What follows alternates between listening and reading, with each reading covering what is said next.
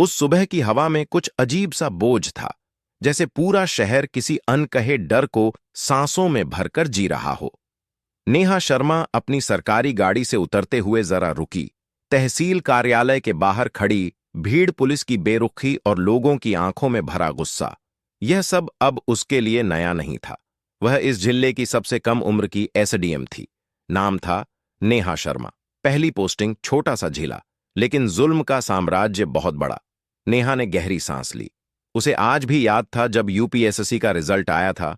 ओनल India rank 94। Neha Sharma. Screen पर नाम देखकर उसकी मां रो पड़ी थी। पिता की आंखें नम थीं, लेकिन सीना चौड़ा। मेरी बेटी अफसर बनेगी, ईमानदार अफसर। नेहा जानती थी आईएएस बनना मुश्किल है, लेकिन ईमानदार बने रहना उससे भी ज्यादा मुश्किल। ट्रेनिंग में सिखाया गया था रूल बुक से चलो, लेकिन किसी ने यह नहीं बताया था कि रूल बुक और रियलिटी के बीच इतना खून क्यों गिरा होता है। तहसील कार्यालय में प्रवेश करते ही एक चपरासी ने धीरे से कहा, मैडम थोड़ा संभल के रहिएगा। नेहा ने पूछा, क्यों? वह इधर उधर देखने लगा। यहां सिस्टम अलग चलता है। नेहा मुस्कुराई। उसे लगा लोग डरते हैं, बस यही बात है। वह कुर्सी पर बैठी ही थी कि पहली फाइल आई। जमीन अधिग्रहण केस, एक आदिवासी गांव जहां सरकार के नाम पर जमीन छीन ली गई थी। दस्तावेज साफ थे, कानून साफ था। नेहा ने आदेश लिखा, जांच होगी, कब्जा रोका जाए। पूरे दफ्तर में सन्नाटा छा गया। एक क्लर्क ने फुसफुसाकर कहा, मैडम ये फाइल ऊपर से आती है। नेहा ने सिर उठाकर देखा। ऊपर से नहीं, संविधान से आती है। शाम को फोन आया, नेहा जी आप नई हैं, कुछ फैसले लेने से पहले हमसे बात कर लिया करें। आवाज में शालीनता थी, लेकिन शब्दों में धमकी। नेहा समझ गई, जुल्म हमेशा सूट बूट पहनकर आता है। उसने शांत स्वर में कहा, सर मैंने कानून के अनुसार आदेश दिया है। फोन के उस पार हल्की हंसी, कानून यहां हम हैं। कॉल कट गया। नेहा की उंगलियां कांप गईं, लेकिन आंखों में आंसू नहीं आए। उस रात उसने डायरी में लिखा, पहला हमला शुरू हो चुका है। अगले दिन नेहा खुद उस गांव पहुंची। टूटे घर, सूखी आंखें और बच्चों की भूखी हंसी। एक बूढ़ा आदिवासी उसके पैरों में गिर पड़ा। बिटिया हमारी जमीन लौटा दो। नेहा ने उसे उठाया। मैं अफसर हूं, भगवान नहीं, लेकिन कोशिश करूंगी। भीड़ में से किसी ने चिल्लाया, पिछली मैडम ने भी यही कहा था, फिर ट्रांसफर हो गई। यह वाक्य नेहा के दिल में तीर बनकर लगा। तीसरे ही दिन नेहा के खिलाफ शिकायत पहुंच गई। एसडीएम नेहा प्रशासनिक मर्यादा का उल्लंघन कर रही हैं। कारण अवैध खनन रुकवाया, रिश्वत लेने से मना किया, डीएम की बात नहीं मानी। नेहा को बुलाया गया। डीएम की आंखों में ठंडा जहर था। आपको लगता है आप अकेली बदल देंगी सिस्टम? नेहा ने सीधा जवाब दिया, नहीं सर, लेकिन मैं इसका हिस्सा नहीं बनूंगी। कमरे में सन्नाटा। औरत होना सबसे बड़ा अपराध। अफवाहें फैलने लगीं। एसडीएम ज्यादा हीरो बन रही है, अकेली महिला है, दब जाएगी, चरित्र ठीक नहीं लगता। एक शाम नेहा की मां का फोन आया, बेटा लोग क्या क्या बोल रहे हैं। नेहा चुप रही।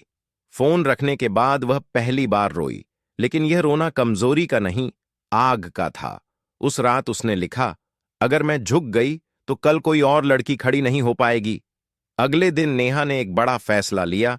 उसने प्रेस को बुलाया और कहा, इस जिले में सरकारी जमीन की लूट और आदिवासियों पर जुल्म मैं बर्दाश्त नहीं करूंगी। पूरे प्रशासन में भूचाल आ गया।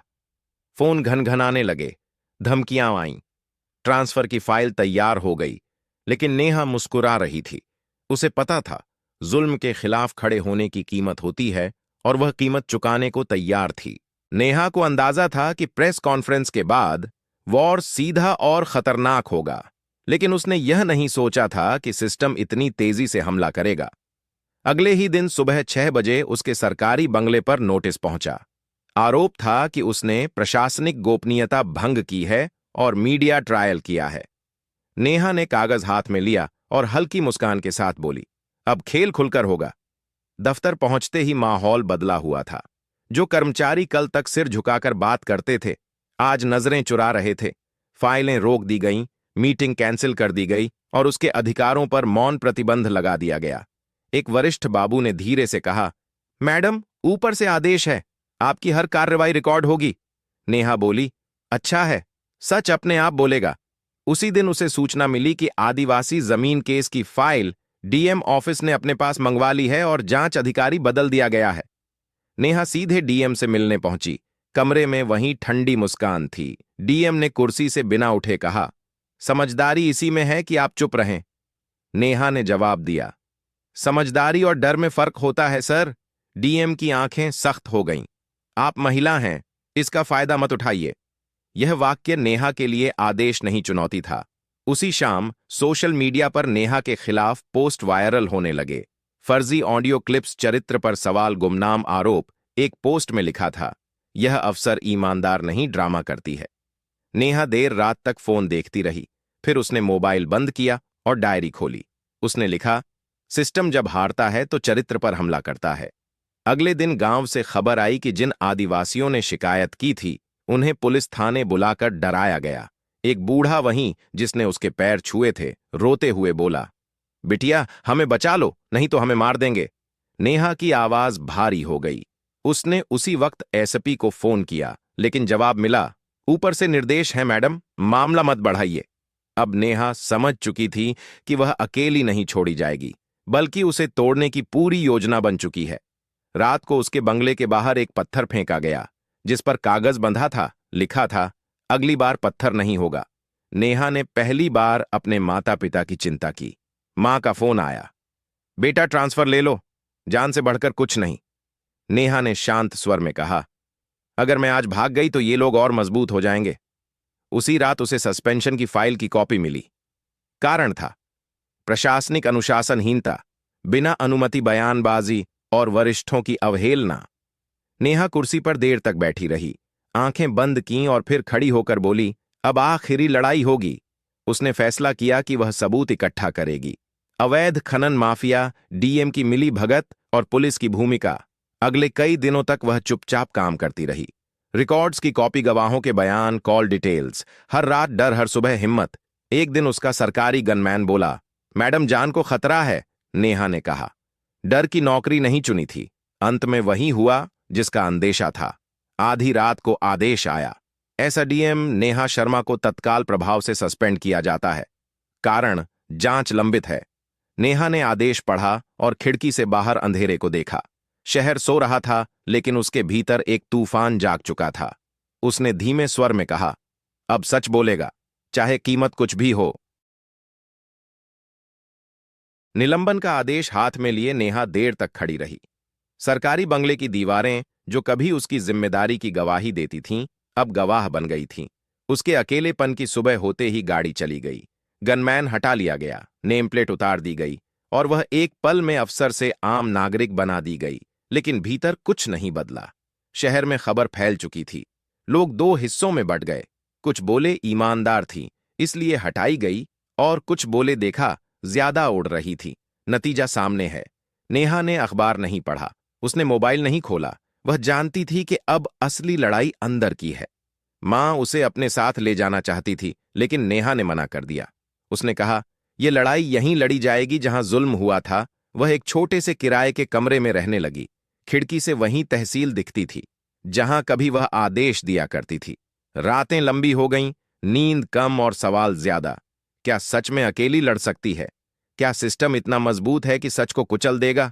इन्हीं सवालों के बीच एक दिन दरवाजे पर दस्तक हुई। सामने वही बूढ़ा आदिवासी खड़ा था, आंखों में डर और उम्मीद दोनों। बिटिया, हम झूठी गवाही देने को मजबूर किए जा रहे हैं।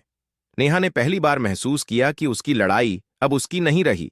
उसने कागज निकाले, गवाहों के बयान लिखे और सबको समझाया, डर का इलाज एक साथ खड़ा होना है। धीरे धीरे लोग आने लगे। खनन साइट पर काम करने वाला मजदूर जिसने रिश्वत दी थी, तहसील का एक क्लर्क जिसने फाइल बदली थी, एक महिला जिसने पुलिस की मार झेली थी। सब डरते थे, लेकिन बोलना चाहते थे। नेहा सब कुछ रिकॉर्ड करती गई। तारीख, समय, नाम, हर सबूत। उसने हाईकोर्ट में याचिका डाली। अवैध खनन, मानवाधिकार उल्लंघन और सस्पेंशन को चुनौती देने की मांग। सुनवाई की तारीख मिली। सिस्टम को पहली बार झटका लगा। डीएम ने मीडिया से कहा, यह अफसर बदले की भावना से काम कर रही है। लेकिन इस बार मीडिया का एक हिस्सा नेहा के साथ था। सोशल मीडिया पर हैशटैग चला, I stand with Neha, Neha Sharma, वही लड़की जिस पर चरित्र के आरोप लगाए गए थे, अब संविधान की भाषा बोल रही थी। एक रात फोन आया, अनजान नंबर से आवाज थी, अभी भी वक्त है, केस वापस ले लो। नेहा ने जवाब दिया। अब नहीं। फोन कट गया। अगले दिन उसका किराए का कमरा सील करने की कोशिश हुई। मकान मालिक डर गया। नेहा सड़क पर खड़ी रही, लेकिन पीछे हटने के बजाय उसने वहीं प्रेस को बुला लिया। कैमरे के सामने वह रोई नहीं। उसने कहा, आज मेरे पास पद नहीं है, लेकिन सच है, और यही मेरी ताकत है। यह दृश्य वायरल हो गया। लोग पहली बार समझ रहे थे कि जुल्म सिर्फ गांवों में नहीं, सिस्टम के गलियारों में भी होता है। हाईकोर्ट में पहली सुनवाई हुई। जज ने पूछा, सस्पेंड अफसर होकर भी आप इतना रिस्क क्यों ले रही हैं? नेहा ने जवाब दिया, क्योंकि अगर मैं चुप रही तो कानून सिर्फ किताब में रह जाएगा। अदालत ने जांच एजेंसी को निर्देश दिए और डीएम के फैसलों पर सवाल उठाए। यह पहली दरार थी। उस रात नेहा छत पर खड़ी होकर आसमान देखती रही। उसे डर नहीं था, थकान थी, लेकिन विश्वास भी था। उसने खुद से कहा, शायद मैं जीतूं या हारूं, लेकिन अब पीछे नहीं हट। हाईकोर्ट की इमारत उस दिन सामान्य से ज्यादा शांत थी, लेकिन भीतर लड़ाई तेज थी। नेहा अदालत के गलियारे में खड़ी थी। उसके हाथ में फाइलें नहीं थीं, सिर्फ एक डायरी थी। वही डायरी जिसमें हर डर, हर सच दर्ज था। सरकार की ओर से वरिष्ठ वकील खड़े थे। भाषा भारी थी, दलीलें तकनीकी थीं, लेकिन जज की नजरें बार बार नेहा पर टिक जाती थीं, क्योंकि वह किसी पद के लिए नहीं, बल्कि न्याय के लिए खड़ी थी। सुनवाई शुरू हुई। सरकारी वकील ने कहा, यह अफसर भावनात्मक है, प्रशासन चलाने के लिए अनुशासन चाहिए। नेहा के वकील ने एक एक कर सबूत रखे। अवैध खनन की तस्वीरें बदली गईं। फाइलें, डराए गए गवाहों के बयान, कॉल रिकॉर्ड्स जिनमें डीएम का नाम था। अदालत में सन्नाटा छा गया।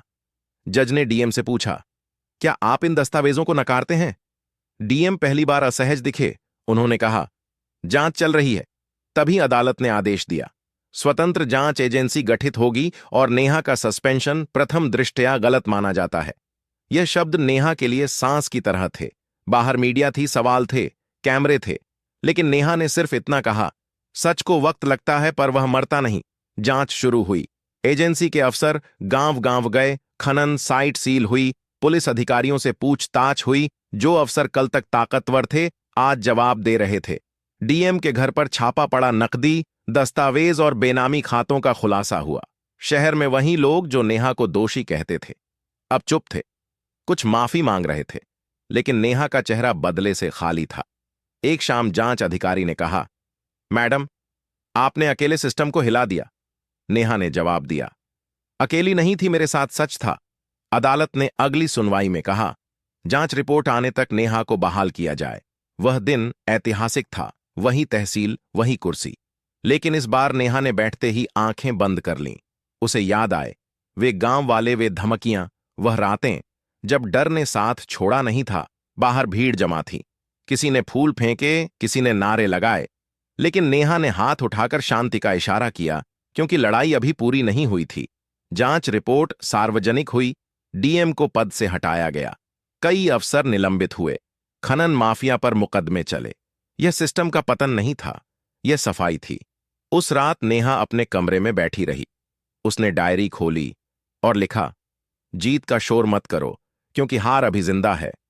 उसे पता था कि असली संदेश अब भी बाकी है। अदालत का वह दिन नेहा के जीवन का सबसे शांत और सबसे भारी दिन था। फैसला सुनाया जाना था। बाहर वही लोग खड़े थे जिनकी जमीन छीनी गई थी, जिनकी आवाज दबाई गई थी और जिनके लिए नेहा ने सब कुछ दांव पर लगाया था। जज ने निर्णय पढ़ना शुरू किया। जांच रिपोर्ट को स्वीकार करते हुए अदालत ने कहा कि अवैध खनन प्रशासनिक संरक्षण में हुआ और एसडीएम नेहा शर्मा के खिलाफ की गई कार्रवाई दुर्भावनापूर्ण थी। डीएम को सेवा से बर्खास्त किया गया। जिम्मेदार अधिकारियों पर आपराधिक मुकदमे दर्ज करने का आदेश हुआ और नेहा को न सिर्फ बहाल किया गया, बल्कि उसके साहस और ईमानदारी के लिए प्रशंसा भी की गई। अदालत में बैठे आदिवासी की आंखों से आंसू बह निकले। नेहा ने सिर झुका लिया, क्योंकि वह जानती थी कि यह जीत किसी एक की नहीं थी। बाहर मीडिया ने घेर लिया। सवाल पूछे गए, आपने सिस्टम से लड़ने की हिम्मत कहां से पाई? नेहा ने कहा, हिम्मत बाहर से नहीं आती। जब आप किसी की चीख सुनते हैं और चुप नहीं रहते, तब हिम्मत पैदा होती है। सरकार ने बाद में नेहा का तबादला किया, लेकिन सजा के तौर पर नहीं, बल्कि एक बड़े और संवेदनशील जिले की जिम्मेदारी देकर वह फिर से उसी कुर्सी पर बैठी। लेकिन अब उसकी नजरें बदली हुई थीं। पहले दिन उसने कार्यालय की दीवार पर संविधान की प्रस्तावना लगवाई और कर्मचारियों से कहा, यह हमारा असली बॉस है। गांवों में जमीन लौटाई गई, खनन बंद हुआ, बच्चे स्कूल गए और बूढ़े चैन से सो पाए। एक दिन वही बूढ़ा आदिवासी आया, हाथ में मिट्टी थी, बोला, बिटिया, यह अब फिर हमारी है। नेहा की आंखें भर आईं। रात को उसने अपनी आखिरी डायरी एंट्री लिखी, अफसर होना ताकत नहीं, जिम्मेदारी है, और अगर कभी चुनना पड़े तो कुर्सी से ज्यादा सच चुनना। कहानी यहां खत्म नहीं होती, क्योंकि हर जिले में कोई नेहा खड़ी हो सकती है और हर जुल्म के सामने कोई न कोई सच खड़ा होगा।